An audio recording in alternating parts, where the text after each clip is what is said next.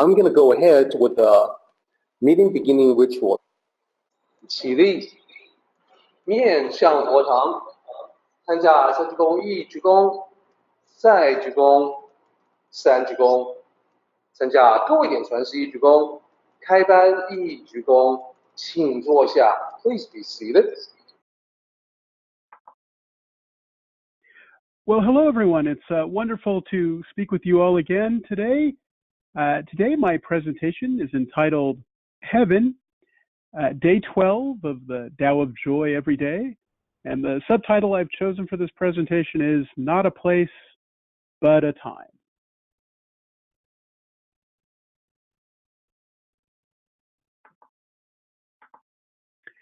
Okay, so I want to start off by talking about a story that Derek actually wrote in another book of his, the Tao of Daily Life.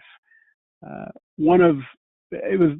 believe the second book Derek wrote after the translation of the Tao Te Ching.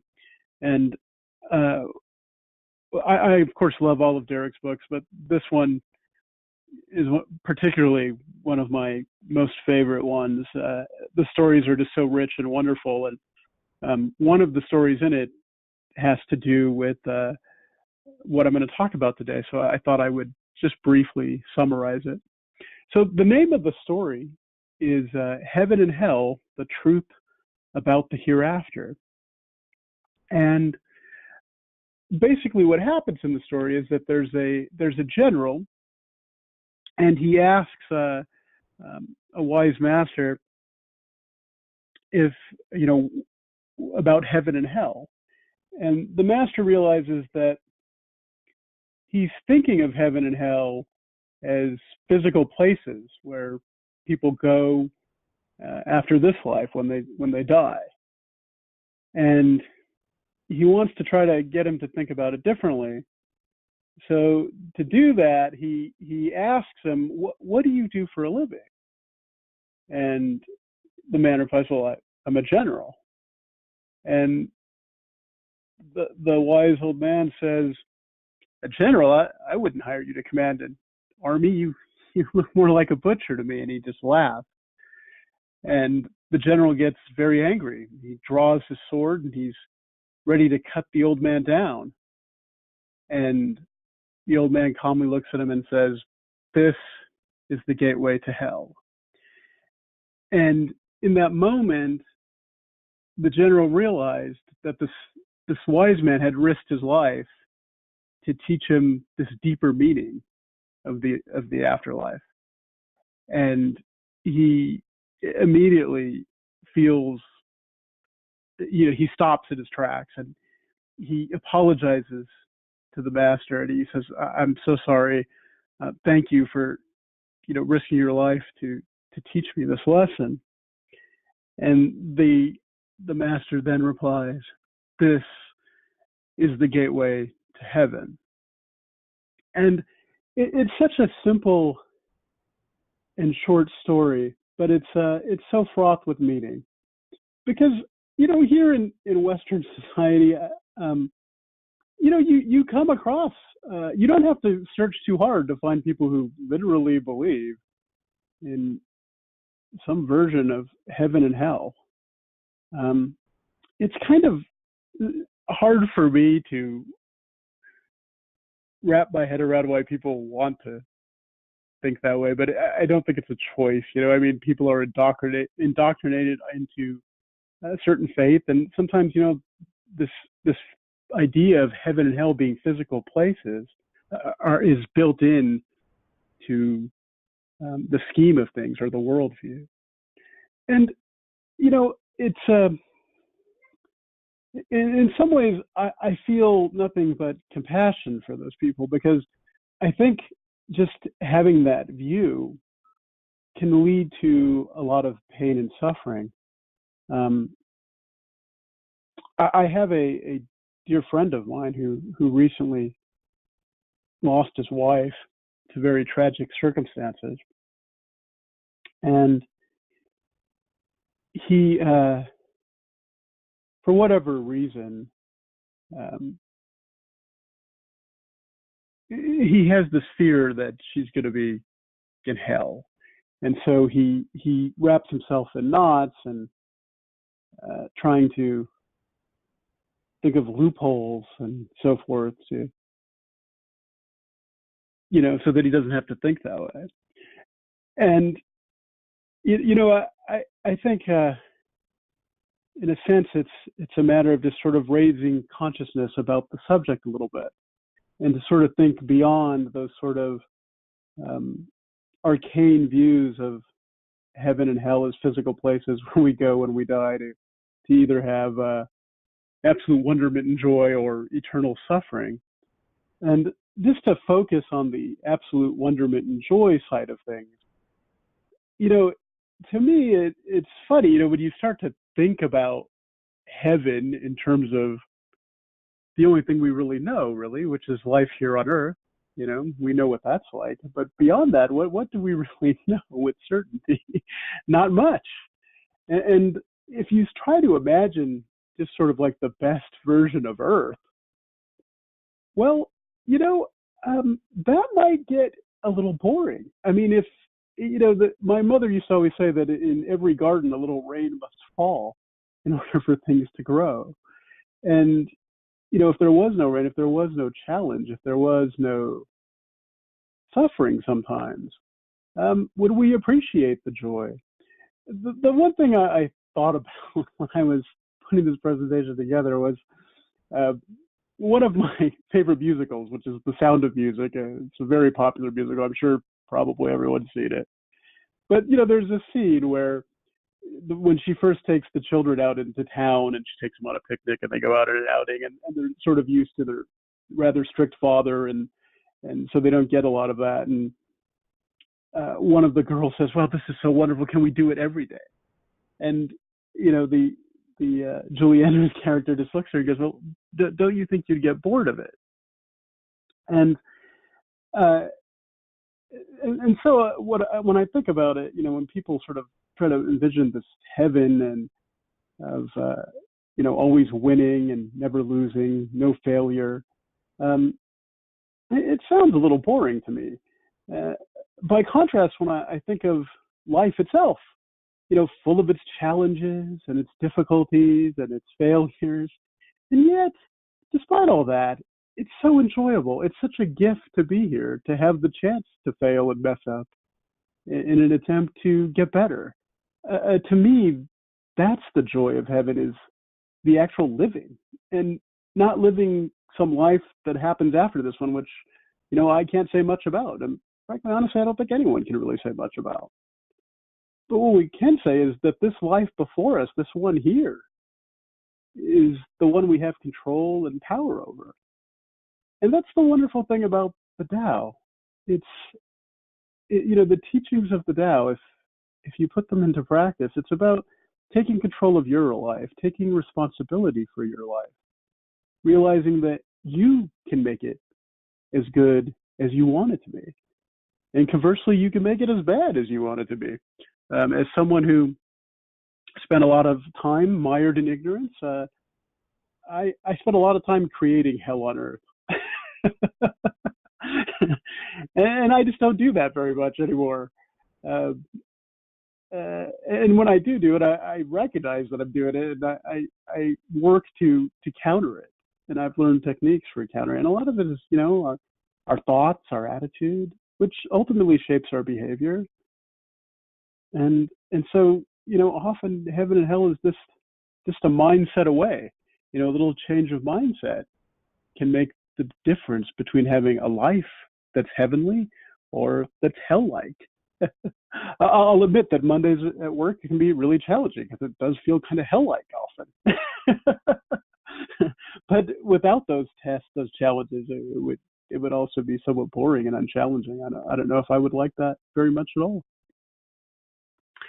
So the story does a great job of illustrating the idea that rather than thinking of heaven and hell as physical places, which, like I said, here in the West, you don't have to go too far to find people who do that.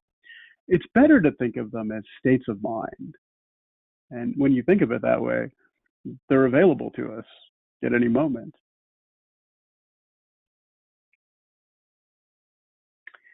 So I guess the main point I want to make in this presentation is that the heaven that we all want is right now. It's there for us to have access to at any moment we want. It really is a matter of how you look at things, how you align yourself with the teachings. And, we don't always get it right. I know I don't always get it right, but even in failing, there's always lessons to be learned. I mean, failure can always be robbed for success. And I know in my life, there's plenty of things that I fail at. But the wonderful thing about the Tao is that if you put those teachings into action, you can change the way you look at things, and that can affect how people react to you, and you can start creating the heaven that you want right now. There's no need to wait for death, which is somewhat of a big unknown anyways.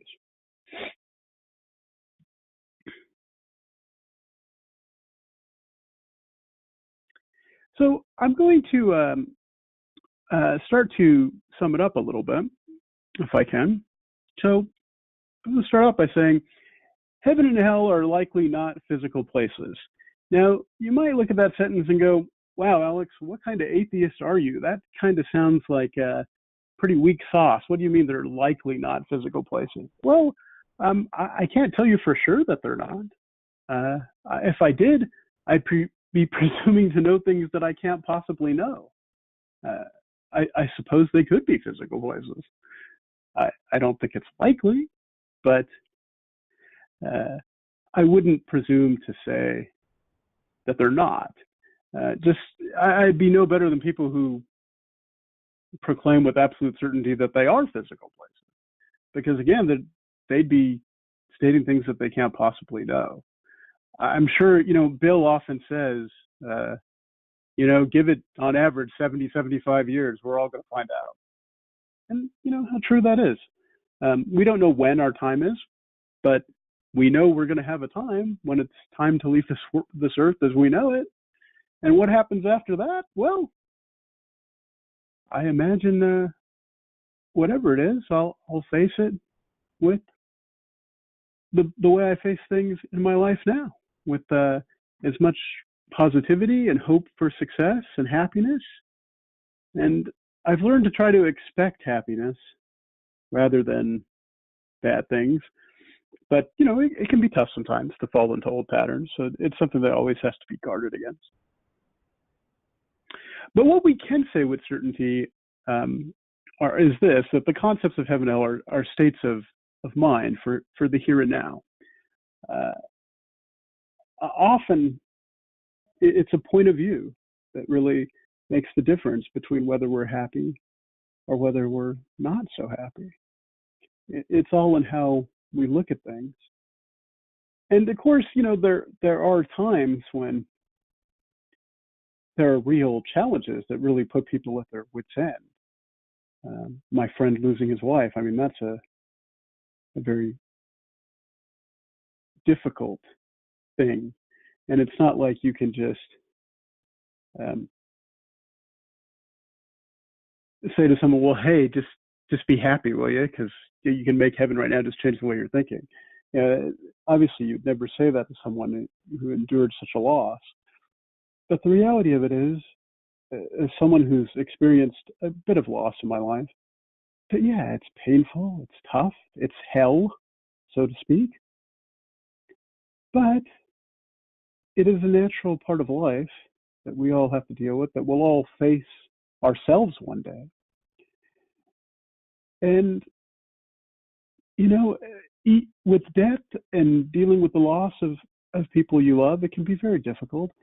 But it also teaches you things. Thinking about death and being aware of it to some degree, being aware that it's out there, it really does help you appreciate life more. And when I look at the people I've lost in my life, what I look back at is how fortunate I was to have ever known them in the first place. how fortunate I was to share the times that I shared with them, the happiness that we shared.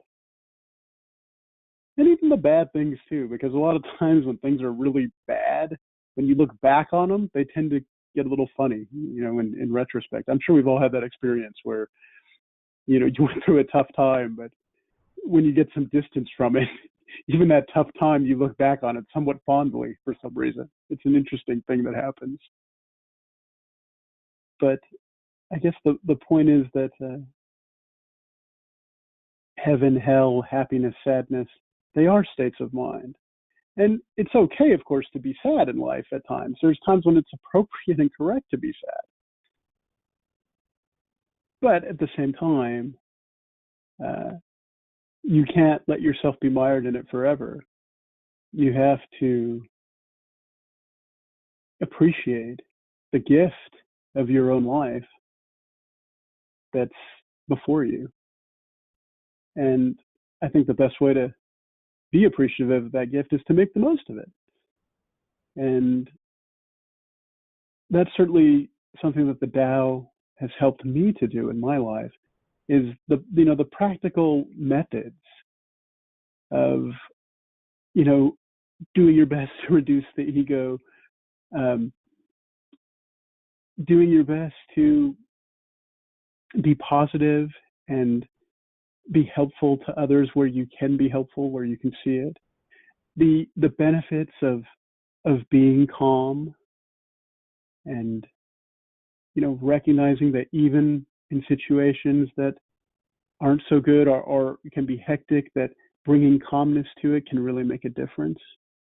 All of those things that the Tao teaches, really, the Tao is like a toolkit. The Tao teachings are like a toolkit of things that allow you to create the life that you want, the life that's worth having, the life that anyone would want. It's funny, if I have any regret about the Tao, it's this, that I somehow didn't start sooner, or hadn't met Derek maybe 20 years sooner.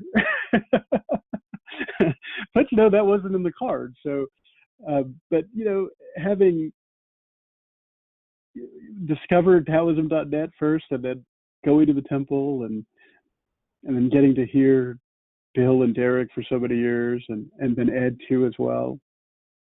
All of those things, what an incredible impact it's had on my life. It's one of the reasons why I aspire to be like them, in the sense of sharing the Tao with others. When you have something that's so wonderful in your life, you just want to shout it from the mountaintops, just so that other people can take the blinders off and enjoy all that life has to offer.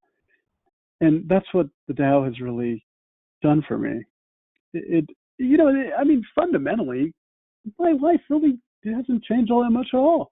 What's changed is me. Life is what life is for us, but how you look at it makes such a difference. So, as I was saying, we can create heaven here on earth without having to die. We can arrive or depart from heaven by changing our attitudes, thoughts, and behavior.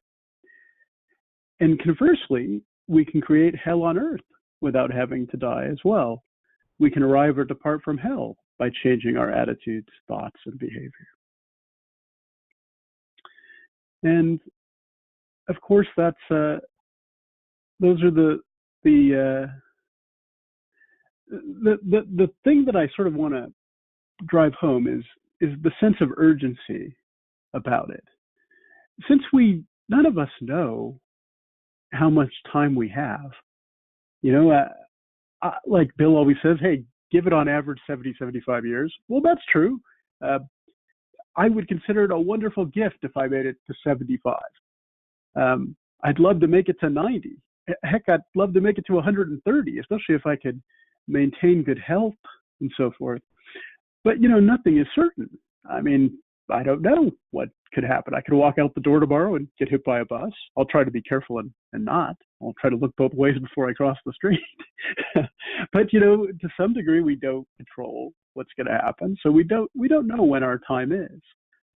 So it's important that we make the most of what we have before us.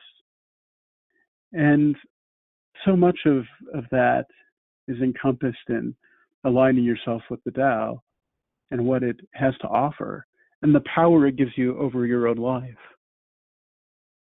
And it's a wonderful thing when you realize that you don't have to win the lottery. You don't have to have all the lights on the road turn green simultaneously. Instead, you accept life for what it is. You appreciate what it is, good and bad, and you work your way through it. And the joy is right there in that moment of doing that, moment to moment, in being present in every moment of your life, present in a calm and happy, balanced way. That really is what the Tao is all about. And so the sense of urgency is to not wait, but to be ready to enjoy your life, the one before you right now. So the joys of heaven and the pains of hell are available to us right now. We get to decide to be in either heaven or hell in every moment of our lives. Heaven is not where, but when. And the when is right now. So, as always, I want to end the presentation with a book recommendation, The Tao of Joy Every Day, a great book to use daily to help one study and learn the Tao teachings and put them into action. I want to thank all of you for giving me the opportunity to speak with you today. As always, it's such a wonderful pleasure to be able to share this time. And thank you so much, all of you, for being here. And I hope you all have a wonderful Sunday. Alex, thank you. Can you hear me okay? I can. Can I ask that you put the summaries back on? Certainly. And by the way, what I would like to say to you is what I say to everyone, and that is, I'm glad that you and I met when we did. That the timing seemed to be pretty good. If we had continuous association, which we've had that connection, then to me that is a bit of a testimonial that I'm doing okay, so that you will be willing to continue to honor me with the continuing connection. And I say that I am glad that we met when we did, because I think if we had met a lot sooner than that, as you were talking about, I think what I'm afraid of is that you might have found me to be just a conceited little twist and dismiss me from your mind. So, in that case, we would not have had the continuous association that I'm so grateful for. Looking at your summary slide, I just want to, I'm very interested in this because you and I have very similar beliefs. A lot of what you and I believe in verge on, atheism. It's just that I get kicked out of the atheist club because of what I say about the possibility of the afterlife and stuff like that. So I'm drawn automatically to your point number one, where you use the word likely. Heaven and hell are likely not physical places. So I'm thinking, Alex, are you hedging your bet? No, I guess I'm really not hedging my bet in that I feel like I'm 99.9% sure. But I guess I would say that ultimately, I think the mistake that many people make is that they make assumptions about things that ultimately you just can't possibly know. Maybe you can know in an intuitive sense. And I feel intuitively, I feel pretty sure that they're not physical places, but I just don't want to be presumptuous to say that, because I feel like I'd be sort of stating things that just aren't on the scope of things that can be known in that sort of scientific sense. And so I'm always willing to sort of not argue with someone who has the view that they're physical places, because I guess there's a 0.1% that I'll leave out there. Hey, maybe they're right. I guess if I found myself in hell, though, I would find some way to put the Tao teachings into action and make the most of it. Well, probably I think if you were to end up in hell, you would figure out, a place to make hell a much more comfortable place. Yeah, my friend Chris works. What he does, he's an engineer. He works on specifying, air conditioning units for large buildings and structures and stuff like that. So, my guess is that if Chris were to find himself in hell, he would probably figure out some way to create this lava-powered air conditioner to create a nice temperature in hell where the temperature is actually quite pleasant. Like, yeah, come here and hang out with us. Well, if I have to go to hell, I want to go to hell with Chris then, because that sounds like something we might need. So just out of curiosity, for those people who are present and people who are connecting online, I'm curious about your personal perception of the hereafter. Would you say that no, I'm not sure. Maybe hell is a place. Maybe heaven and hell are actual physical places. I'm curious if there are anyone who still has that conception. Not trying to highlight anyone for negativity, but just out of curiosity. Sorry, go ahead, Alex. I was just going to say, I think with me, part of it is, having been raised Catholic by an Irish mother, a lot of that sort of got instilled at an early age. And even though you learn things, you grow, you sort of move past those things, there's always sort of a bit of it that hangs on, I guess, a little. It's hard, it's sort of psychologically there, even if you don't want it to be. But, yeah, in terms of heaven and hell, I shouldn't say that. In terms of the afterlife, my thoughts on it. One of the things Bill was very helpful to me over the years is that he sort of opened me up to the idea of reincarnation, because as a skeptic, I was kind of like, I don't know about this stuff, And Bill sort of made some points to me, and we conversed a little bit about it once, and I've sort of come to. I think it's likely to me that there's two choices. There's probably enlightenment, in which case we can choose to come back and help others get there as well. Or there's the more likely thing of probably not quite reaching enlightenment and then coming back and learning more. And even though I know there's no official teaching in reincarnation with Taoism, my hunch is that we'll probably be back. Living many lifetimes, learning and making the most of it, and being able to create heaven and hell in each of those lifetimes, and hopefully next time learning sooner how to create happiness rather than later. Well, I think stuff like that will get you kicked out of the atheist club along with me. That's okay. I kind of gave up my my atheist card a while ago anyways, when I realized that it's pointless to try to convince people anyways. You just have to let people face the world in their own way. Like Bill says, the world doesn't want to be changed. And it's true. I've let go of all that. When I hear my Christian friends pontificate, as they sometimes do, I'll just smile and say amen, because often I understand the sentiment, and the sentiment is good. So I try to see the good part of it and just sort of, turn a blind eye to the other part, a silent blind eye. One of the things that I like to do in my spare time is to read these science fiction stories, and the best ones are the ones that take the basic premise and then expand upon all the ramifications. So when I look at this idea, this other concept that heaven is a place, a physical place that you go to after you die, I find it intriguing, because if it's actually a place, I like to learn more about how that works. How big is it? Is it infinite in size?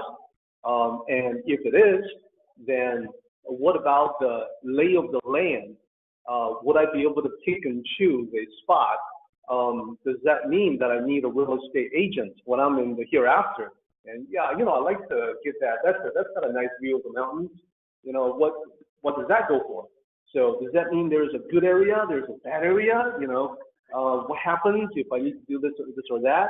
And it doesn't take long with that train of thought to get at a point where, wait a minute, I am now thinking of heaven as just another version of earth. So why even entertain this idea at all if it's leading to this somewhat ridiculous notion that when I go to heaven, nothing really changes. It's just another version of what we have right now. So when I told the story from the Tao of daily life to other people, one of my friends gave me a little bit of a pushback. The point of the story was that, exactly as you said, Alex, that heaven and hell are states of mind. You can be in complete bliss.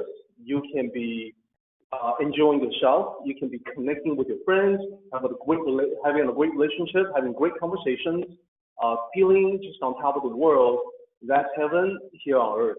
And you can be suffering. You can be in darkness and depression, and that's hell here on earth. So my friend says, that's all very true, and I totally agree with you, but I think you are copying out a little bit because by pointing out these truths, you are also avoiding the main question, and the main question is exactly what is your conception of the hereafter, and is this spoken of in the Tao?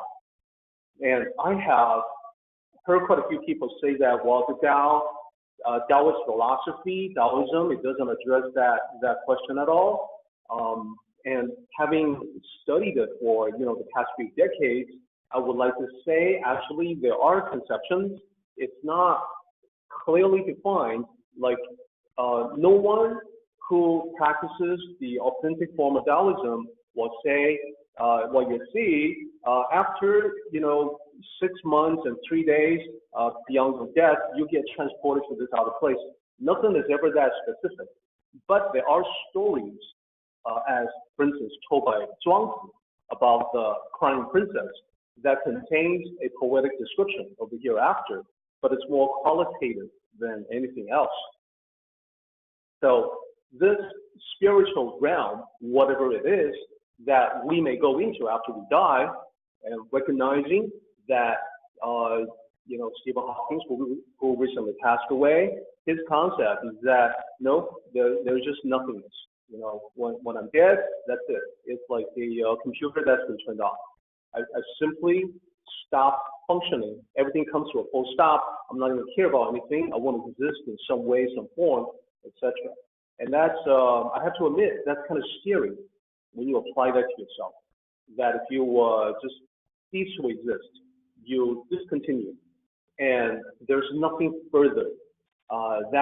That's not a comfortable thought to entertain in the middle of the night.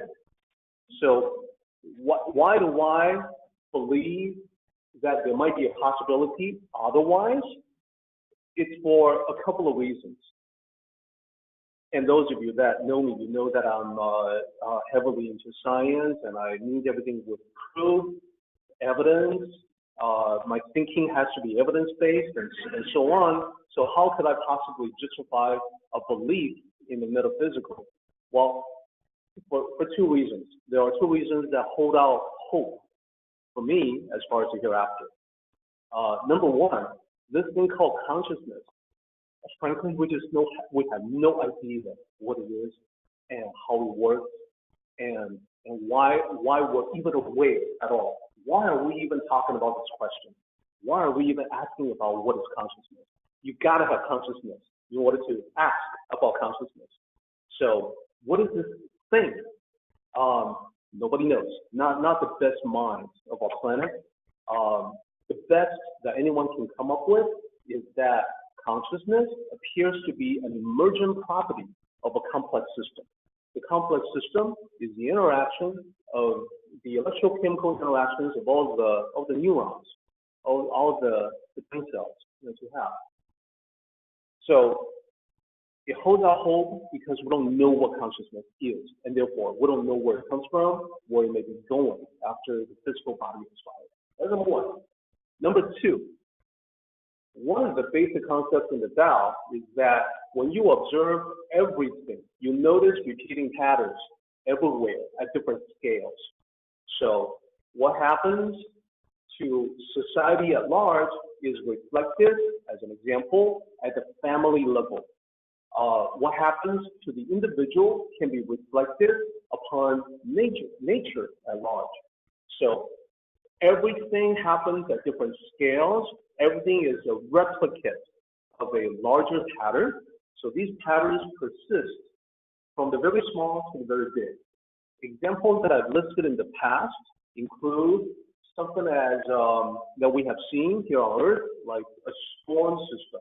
When you view from orbit, it's a spiral pattern. And then when we turn the other way, look at the stars, we notice the same spiral pattern in galaxies. Spiral arm galaxies, including our own, the Milky Way, and there are many other spiral form galaxies out there. And looking at the beach, we see the knowledge shell. It's also the spiral pattern. Looking at our fingers, we see the spiral in the fingerprints in each finger. So there are patterns that are repeated again and again and again at different levels of nature. So keep that in mind. Now, as we observe nature itself, one of the distinguishing characteristics we also note is that no matter where we look, nothing is ever wasted. Everything changes and transforms from one particular function to something else, to one kind of matter to something else. It may be a combination of matter and energy. And, you know, scientists would say that what matter and energy, they are simply manifestations of the same thing into one another. You can convert matter into tremendous amounts of energy. You can create matter or antimatter by using energy input, etc. Okay, so nothing is ever wasted in nature. So remember that. And everything gets recycled. It's 100% efficiency. So when that is the case, what I'm asking, the question that I would have to ask is, how would that apply to this human consciousness that we don't really understand? So perhaps I can also apply the same idea that nothing is ever wasted to the evolution of an individual consciousness. So you go through this lifetime, you're going to end up learning some lessons. You're going to learn better what to do, what not to do. It's going to change you. The experience will change you, so you become literally a different person. Perhaps you began being prone to violence, but then later on you earn the errors of your ways and you become a person of peace. That's just one possibility. There are other ways that we can be transformed as well. So when the transformation is the Tao, when the transformation is true, it's lasting, it sticks. You literally become a different person. So the question that I then have to ask is, if you expire, if you die, and everything goes to nothingness, then it would seem to me like a tremendous waste of all the lessons that you have learned. But then when I observe nature, I note that nothing is ever wasted.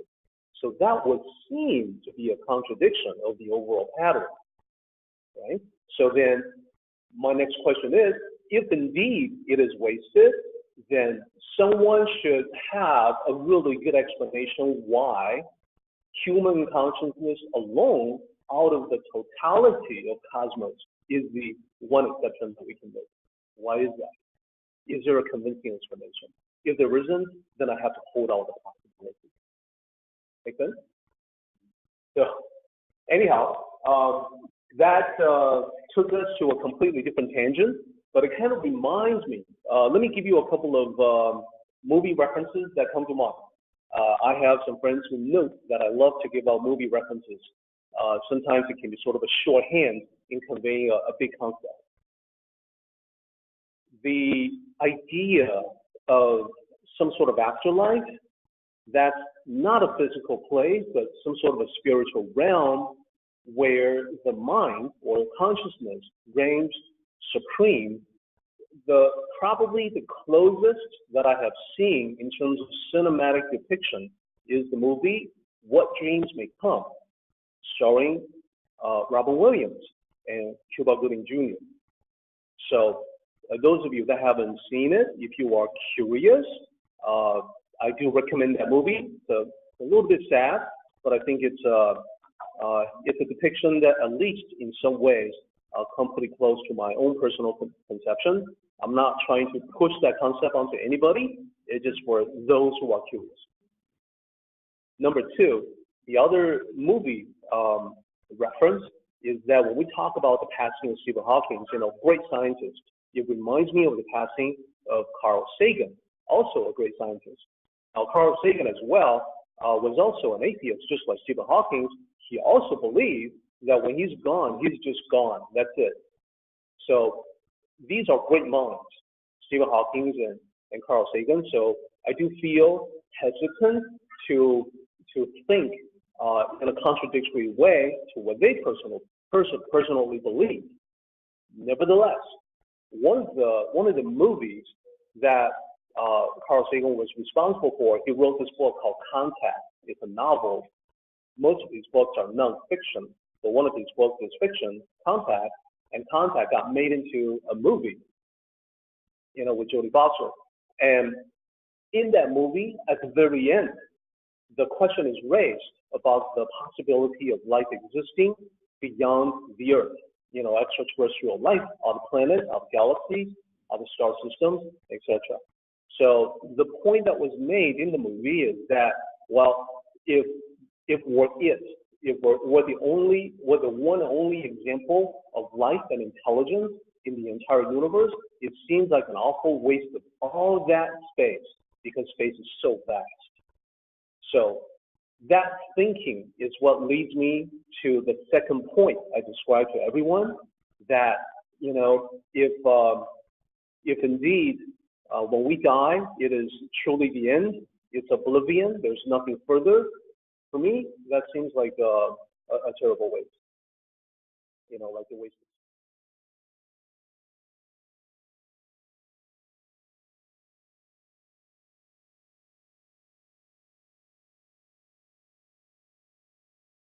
Let's go ahead and do the meeting ending ritual, everybody.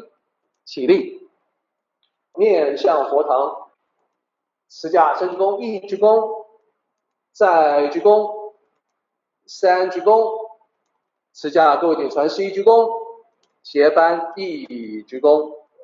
Well done, everybody. Thank you so much.